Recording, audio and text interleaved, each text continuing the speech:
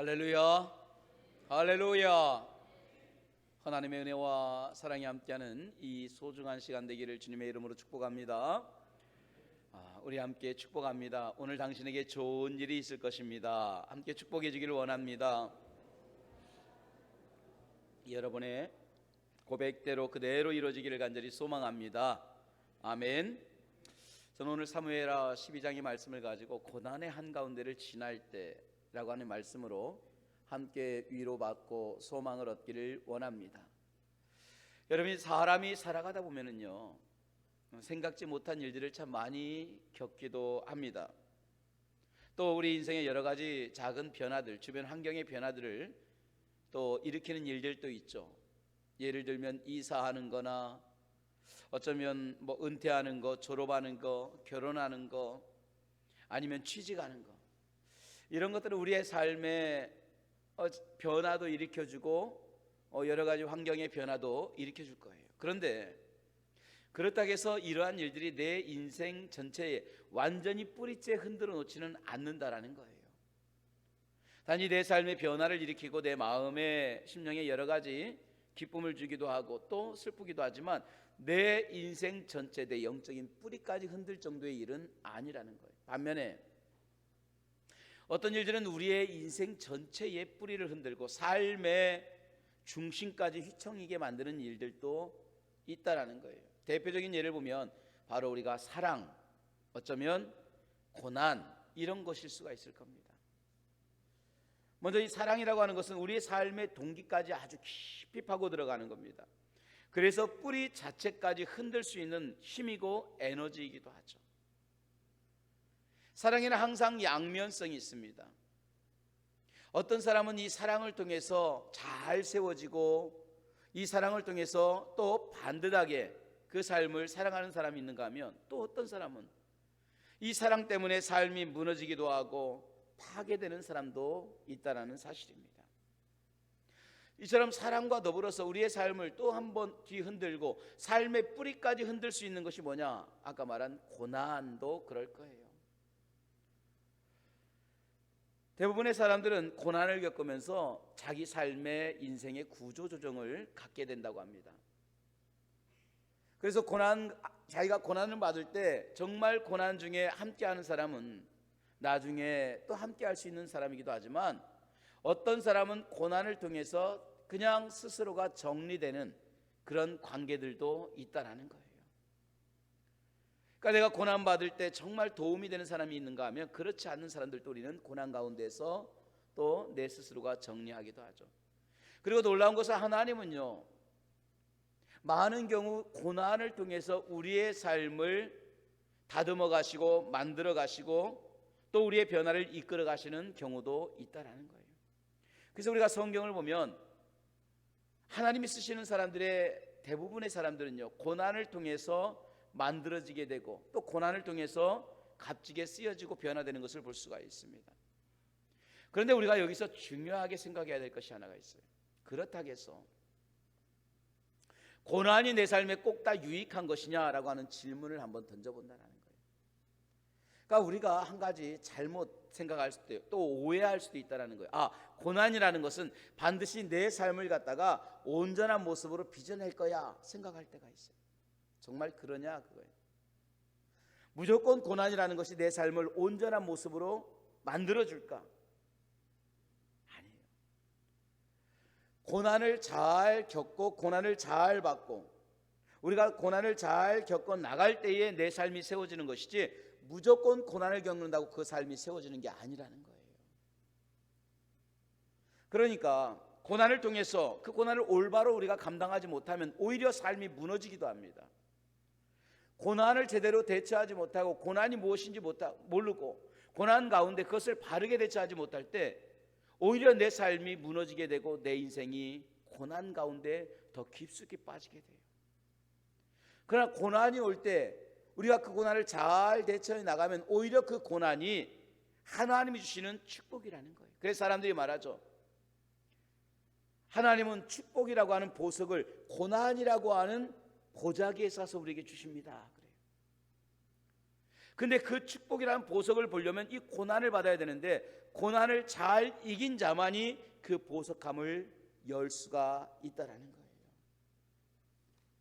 그렇지 않으면 오늘 고난 때문에 무너지는 사람들도 많이 있는 것을 보게 됩니다. 자, 왜 이 말씀을 드리냐? 오늘 본문의 내용이 고난이기 때문에 그래요. 여러분, 오늘 본문은 고난 가운데 그 고난을 감당하는 한 사람을 이야기합니다. 바로 다윗이죠. 그런데 다윗은 자기에게 온 이 고난을 어떻게 감당했을까? 그럼 잘 감당했을까요? 맞아요. 오히려 자기에게 오는 이 고난을 그는 잘 감당함으로 인해서 하나님 앞에 세워지는 과정을 보여주고 있습니다. 우리는 이 본문을 통해서 고난이 올 때에, 아니 내 인생의 고난 한가운데 있을 때에 과연 나는 어떻게 해야 되고 어떤 모습으로 무엇을 해야 될까 하는 거예요. 먼저는 우리가 고난 가운데 있을 때, 여러분이 고난을 받을 때 여러분 잊지 말아야 될 것이 하나가 있어요. 그것은 뭐냐? 하나님은 여전히 나를 사랑하시고 그 고난 속에서 하나님은 여전히 나를 용서하고 계시다라는 그 사실을 잊지 않기를 주님의 이름으로 축복합니다. 할렐루야. 우리가 고난 받을 때 이 사실을 참 많이 잊어버려요. 오늘 성경도 그 이야기를 합니다. 자, 12장 13절에 보니까 이렇게 말하죠. 다윗이 나단에게 이르되 내가 여호와께 죄를 범하였노라. 고통 가운데 있는 거예요. 그때 나단이 뭐라고 합니까? 여호와께서도 당신의 죄를 사하셨나니 당신이 죽지 않을 것입니다. 물론 당신의 죄로 인하여 그 죄의 벌은 받습니다. 그러나 하나님은 당신을 사랑하십니다. 고난 가운데서도 당신은 그것을 잊지 말아야 됩니다. 내가 오늘 하나님께 죄를 졌습니다. 어쩌면 다윗은 지금 인생의 가장 수치스러운 그 순간을 지나가는 거예요. 생각해 보세요. 자기 부하의 여인을 취하고 그걸 숨기려고 자기 부하를 전쟁의 한가운데 집어넣어서 죽게 만듭니다. 그리고 그 모든 것을 조작하고 숨기고 아닌 것처럼 하면서 철저하게 양심의 소리를 짓누르기 시작했어요. 그런데 하나님께서는 다 아시잖아요. 그래서 하나님께서는 세상은 몰라도 나는 나은다고 통해서 나단을 통해서 오늘 그를 책망하고 있는 거예요. 그리고 그 자녀를 징계하고 있습니다. 여러분, 이런 가운데 느껴지는 게 그거예요. 사람이 받는 고통, 그리고 이 고통 가운데 사람이 오는 특징이 있어요. 그게 뭐냐? 자책이에요. 후회함입니다. 또 자기를 향한 분노예요. 지금 다윗은 모든 화살을 자기에게 두고 있어요. 왜? 나 때문에 내 자식이 아프기 시작한 거예요. 이 사건이 지금 나 때문에 일어난 거예요. 생각해 보세요. 여러분, 자녀가 일이 있거나 문제가 생길 때, 아플 때에 내가 잘못을 하지 않아도 자녀의 아픔을 참 본다는 게 힘들잖아요. 어렵잖아요. 이게 부모예요. 내가 잘못하지 않아도 그가 그 고통을 당할 때 내가 더 아픈 거예요. 그런데 내 죄로 인해서 내 자식이 아프다고 한다면 내 마음이 얼마나 힘들겠냐. 내가 죄 짓지 않아도 그 고통을, 정말 그 아픔을 바라보기도 어려운데 내 죄로 인하여 저가 힘들어하고 내 죄로 인하여 하나님의 벌이 그것으로 내려간다는 것을 내가 뻔히 알고 있다면 그 아픈 마음을 어떻게 감당할 수 있을까요? 지금 다윗의 마음이 그래요. 그러니까 모든 비난의 화살이 스스로에게 던지고 있습니다. 내 죄야. 나 때문에 그래. 나 같은 건 살아서는 안 돼. 내 죄 때문에 내 자식이 이 고통을 당하는 거 아니야. 자책하고 분노하고 힘들어하고. 오늘 이런 상황 속에서 하나님이 그 삶을 용서한다라는 이 말, 하나님이 당신을 사랑한다는 이 말은요, 굉장히 중요한 거예요. 깨끗하게 살아온 사람일수록 이 죄가 드러나게 되면 견디지 못해요. 존경받던 삶을 살았던 사람일수록 자기의 모습들이 뭔가 잘못함이 드러나면 견디지 못하는 거예요. 이게 다윗의 지금 모습이에요. 결국 그렇게 자책합니다. 분노합니다. 내 죄 때문에 그래 아파합니다. 그가 선택할 폭이 너무너무 좁아지고 결국 이런 삶은 포기하는 삶을 살아가는 경우가 많아지더라는 거예요. 나 때문에 이런 일이 벌어졌으니까 내가 죽으면 되겠지 생각할 수도 있고요, 극단적인 선택을 할 수도 있는 그런 모습인 거예요. 자기를 정죄하기 시작합니다. 자기를 저주하기 시작합니다. 그런데 오늘 성경은 뭐라 합니까? 다윗아, 너 그렇게 너를 저주하지 마. 너 그렇게 아파하지 마. 물론 죄는 하나님이 싫어하셔. 그러나 하나님은 너를 여전히 사랑하시고 용서하신단다. 할렐루야. 여러분, 우리가 죄를 지어서 아파하고 힘들어할 때, 아니 내 죄로 인하여 고통 가운데 있을 때, 그럼에도 불구하고 우리가 잊지 말아야 될 것은 그 고난 가운데서도 하나님은 여전히 나를 사랑하고 계시다라는 거예요. 내 죄가 크다 할지라도 하나님은 여전히 손을 내밀어 주시더라는 거예요. 이 말씀은 뭐냐? 회개하고 돌아오라는 거예요. 자책감으로 빠지지 말라라는 거예요. 그로 인하여 허송세월을 버리지 말고 너의 생명을 함부로 여기지 말고 너를 귀하게 여기라는 거예요. 죄의 값은 물으시되 용서하심을 통해서 그의 삶을 다시 세워주고 계시다라는 사실입니다. 여러분, 하나님은 여전히 우리를 사랑하시는 줄로 믿습니다. 하나님은 아무도 포기하지 않습니다. 하나님이 고치지 못할 사람, 하나님이 용서하지 못할 사람은 단 한 사람도 없습니다. 그러므로 내 죄가 됐던 그렇지 않다, 우리가 그 문제로 인하여 고난 한가운데 있다 할지라도 우리 스스로를 자책하거나 아파하거나 내 인생에 대해서 분노하거나 모든 비난의 화살을 나에게 돌리지 마세요. 그 고난 가운데 여전히 하나님이 나를 사랑하신다는 그 하나의 사랑을 붙들고 나갈 수 있기를 간절히 소망합니다. 그러면서 또 하나는 하나님이 나를 사랑하시기 때문에 나는 누구 앞에 가야 되느냐? 하나님 앞에 나아가야 돼요. 여러분, 고난 한가운데에서 우리가 사람에게 호소하지 마세요. 주변에게, 환경에 탓하지 마세요. 여러분이 아픈 그 아픔을 가지고 하나님께 나아가고 하나님께 신음할 수 있기를 주님의 이름으로 축원합니다. 할렐루야. 오늘 다윗이 그랬어요. 16절을 한번 같이 읽어볼까요? 16절입니다. 같이 읽습니다. 시작. 다윗이 그 아이를 위하여 하나님께 간구하되 다윗이 금식하고 안에 들어가서 밤새도록 땅에 엎드렸더니. 오늘 이 본문에 나온 단어는요, 다른 게 아닙니다. 신음하다라는 거예요. 오늘 다윗이 아이를 위하여 하나님 앞에 금식합니다. 그리고 그 아이를 위하여 밤새도록 땅에 엎드렸다. 그 말은 신음하다라는 거예요. 그런데 여기서 쓴 단어의 뜻, 신음하다라는 것은요, 내 아픔 때문에, 내 눌림 때문에 어디에 말도 못하고 혼자 속으로 끙끙 앓고 있는, 지금 아픈데도 겨우 참고 있는 그런 소극적인 신음이 아니에요. 본문에 쓰여진 단어는 씨름하다라는 뜻이었어요. 무슨 말이냐? 지금 내가 아픕니다. 내 고난이 때문에, 내 문제 때문에 하나님이 이렇게 힘들어합니다. 그걸 가지고 숨기거나 나 혼자 끙끙 소가리를 하는 게 아니라 하나님께 가지고 나와 엎드려 씨름하는 신음이라는 거예요. 하나님 앞에 해결 보려고 하는 적극적인 자세를 이야기하는 거예요.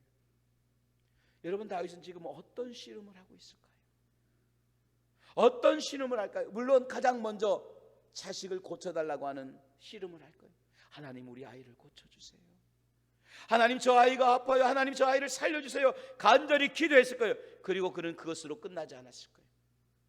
그의 신음과 그의 씨름은 내 아이를 고쳐달라고 하는 그것을 지나서 오늘 자기 자신, 하나님 앞에 빗나가고 죄지은 자기 자신을 하나님 앞에 다시 세우기 위한 씨름이었다라는 사실입니다. 자식의 문제가 아니라 근본적인 씨름은 하나님으로부터 벗어난 자기를 세우는 씨름이었던 거예요. 이게 참 중요합니다. 여러분, 생각해 보세요. 하나님 앞에 나를 세우려고는 이 씨름과 눈물과 그 아픔이 없이 그냥 우리 아이만 살려달라고 해서 정말 하나님이 그 아이를 살려줬다고 한다면 어떤 일이 벌어졌을까요? 감사했겠죠. 야, 하나님이 내 자식을 살려줬어. 내 기도를 들어주셨어. 하나님 앞에 예배하고 천번 제단과 같이 하나님 앞에 제물을 드리고 기뻐하고 간증을 했겠죠. 그리고 그 다음은요, 아무것도 없어요. 정말 내가 기도해서 하나님이 내 자식을 살려주셨다라고 한다면 그 자식이 살아난 것으로 기뻐하는 것으로 끝났을 거예요. 그럼 뭐가 남아요? 죄는 남아요. 자기가 저질렀던 죄, 자기 부하에게 저질렀던 죄, 하지 말아야 될 이 수많은 죄들은 여전히 남아있다라는 거예요. 응답은 받았다 할지라도 여전히 하나님 앞에 해결될 그 문제는 남아있더라는 거예요. 그런데 다윗은 하나님 앞에 씨름합니다. 그 씨름은 뭐냐? 아이를 살려달라는 것은 첫 번째요, 더 중요한 것은 빗나간 자신의 그 삶의 중심을 하나님께 회복하는 거예요. 참 중요한 이야기가요. 사랑하는 주의 종들이, 고난은 누구에게도 와요. 어떤 사람도 고난의 한가운데 다 지나갑니다. 그런데 우리 고난을 지나갈 때 단지 하나님 이 문제 해결해 주세요, 그 문제만 풀어주세요가 아니라 그 문제 속에서 하나님과 나의 관계를 먼저 바라볼 수 있기를 주님의 이름으로 축원합니다. 문제가 해결되는 게 중요한 게 아니에요. 문제가 해결되지만 여전히 죄가 남아있으면 그게 더 큰 문제인 거예요. 문제가 해결되는 것이 아니라 왜 이런 일이 벌어졌을까? 내가 하나님 앞에 얼마나 잘못됐을까? 하나님과 얼마나 멀어졌을까? 하나님과의 관계가 얼마나 틀어졌을까? 오히려 그 문제를 두고 하나님과 나와의 관계를 먼저 세우고 하나님 앞에 빗나간 내 모습을 발견하고 그 내 모습을 하나님 앞에 바르게 세워나가는 저와 여러분이 되기를 주님의 이름으로 축복합니다. 고난이 올 때마다 모든 비난의 화살을 자신에게 돌리고 나 같은 건 살아서 안 돼, 이 고난 때문에 나는 안 돼, 좌절과 절망하지 말라고 하나님은 우리를 사랑하시고 여전히 우리를 용서하고 계시다라는 그 메시지를 듣기를 원합니다. 뿐만 아니라 그 고난 가운데 문제만이 아니라 그 과정 속에서 빗나간 내 삶을, 내 중심을, 하나님과 멀어진 나를 발견하고 다시 하나님께로 돌이키기를 원합니다. 더 중요한 것은요, 여러분 이 고난의 상황 속에서 이 모든 상황과 형편까지도 하나님의 뜻으로 받아들이고 인정할 수 있는 저와 여러분이 되기를 주님의 이름으로 축복합니다. 할렐루야. 고난이 올 때 우리는 가장 먼저 부정합니다. 인정하지 않으려고. 주님이 왜 내게 이런 고난을 줍니까? 그래서 시험 드는 사람들을 보면은요, 부정을 하기 때문에 시험이 드는 거예요. 우리 많이 들어요. 알긴 알아요. 고난은 축복입니다. 아까 말했죠, 고난은 정말 보석이라고 하는 그 하나님이 보석을 주시기 위한 보자기와 같습니다. 우리 아멘합니다. 여러분 고난 이겨야 됩니다. 또 우리 아멘합니다. 근데 그 다음에요, 여러분 그러므로 여러분에게 고난이 오는 걸 기뻐하시기 바랍니다 하면 아멘 안 해요. 째려봅니다. 목사가 어떻게 저렇게 고난받으라게? 어쩌면 저를 째려볼 수도 있어요. 여러분이 고난이 오기를 축복합니다 하면은요, 오늘 은혜가 안 돼, 그럴 수도 있어요. 우리는 머리로 알아요. 고난이라는 것이 지나가는 과정이고 하나님이 내게 축복을 주시기 위한 하나의 포장지구나 생각을 해요. 근데 더 중요한 것은 뭐냐? 직접 고난이 딱 부딪히면 우리 첫 말이 감사가 아니라 하나님 왜 내게, 그러잖아요. 부정하는 거예요. 싫은 거예요.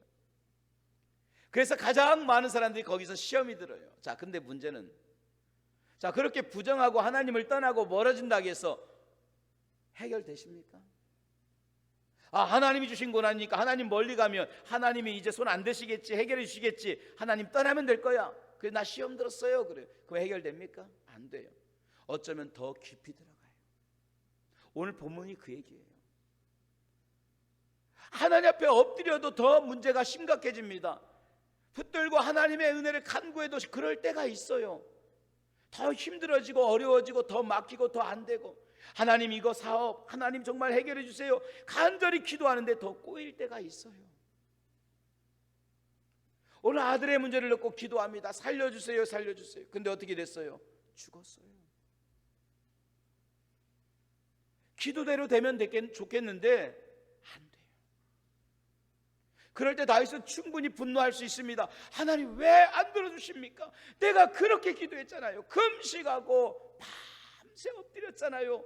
어떻게 이럴 수 있습니까? 정말 살아계신 한 겁니까? 원망할 때도 있잖아요. 충분히 우리 그럴 수도 있잖아요. 근데 다윗은 그렇게 하지 않았어요. 오늘 다윗의 반응은 놀라운 반응이었어요. 20절을 한번 같이 볼까요? 아이가 죽었다는 이야기를 듣습니다. 그때 다윗이 어떻게 하느냐? 같이 읽습니다. 시작.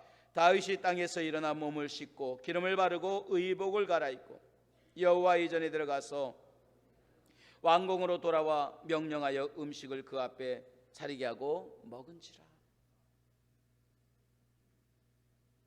아이가 살아 있을 때는 금식하고 먹으라고 그 원로 대신들이 일으켜 세워도 다 물리쳤던 사람이 아이가 죽었느냐? 죽었나이다. 그런데 오히려 일어나 먹고 마시고 하나님께 예배합니다.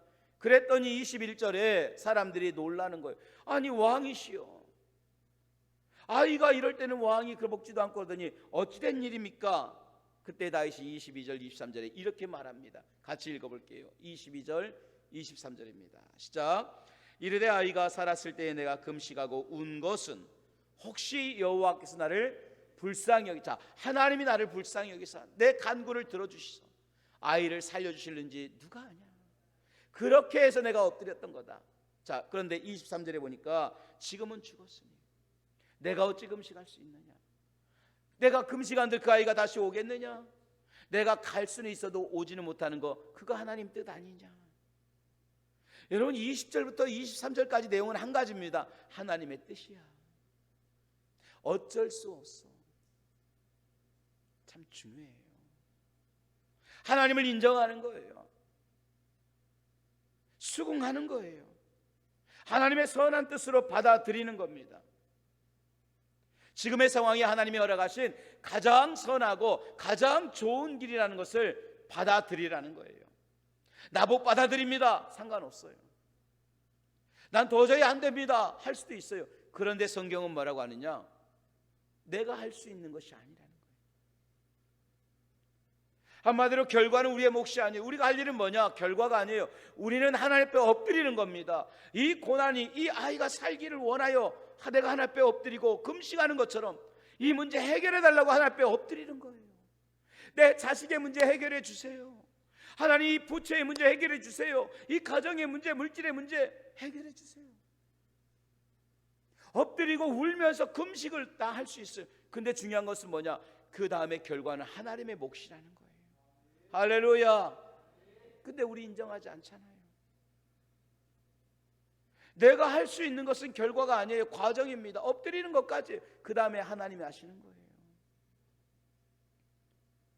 그 위에 모든 결과 하나님께 맡기는 겁니다. 이것을 인정할 때에 오늘 이 모든 결과를 받아들이게 되고 우리는 고난의 과정을 잘 겪을 수가 있는 거예요. 인정할 때에 우리는 시험을 이길 수 있지만 이걸 인정하지 않을 때는 우리는 시험에 들 수밖에 없는 거예요. 하나님이 나한테 왜 그러셔? 하나님은 나를 미워하시나 봐. 이러면서 우리는 시험에 들어요. 고난이라는 것은요, 누구나가 옵니다. 여러분, 고난이라는 것은 신앙이 좋은 사람이나 그렇지 않은 사람이나 예수 믿은 지 오래된 사람이나 그렇지 않은 사람 누구에게나 찾아올 수 있는 거예요. 어떤 이는 그 고난 때문에 무너지기도 합니다. 수십 년 믿었던 그 신앙도 다 내팽개치고 하나님은 나를 사랑하지 않아 원망하고 떠나는 사람들도 있어요. 그러나 어떤 사람은 오히려 이 고난 가운데 더 신음합니다. 그 신음하는 가운데 나를 하나님 앞에 찾아가기 시작합니다. 그리고 여전히 나를 사랑하시는 그 하나님을 발견하게 되고 여전히 나를 용서하시고 기다리는 그 하나님을 붙들기 시작합니다. 그러면서 이 모든 고난이 하나님의 뜻이었구나. 오히려 그것을 받아들이며 신앙의 성숙을 이루기 시작해요. 이 고난이 지나가게 되고 결국 하나님은 그 삶에 더 큰 은혜로 채워주심을 보게 됩니다. 사랑하는 주의 종들이에요. 우리 인생에 고난이 올 때마다 우리의 연약함을, 우리의 한계를 인정하기를 원합니다. 그리고 그 가운데서도 하나님은 언제나 오르시고 선하시고 가장 좋은 것들로 우리의 인생을 인도하신다는 그 하나님에 대한 신뢰를 가지고 오늘도 고난을 잘 이겨나가고 잘 통과해 승리하는 저와 여러분이 되기를 주님의 이름으로 축원합니다. 할렐루야.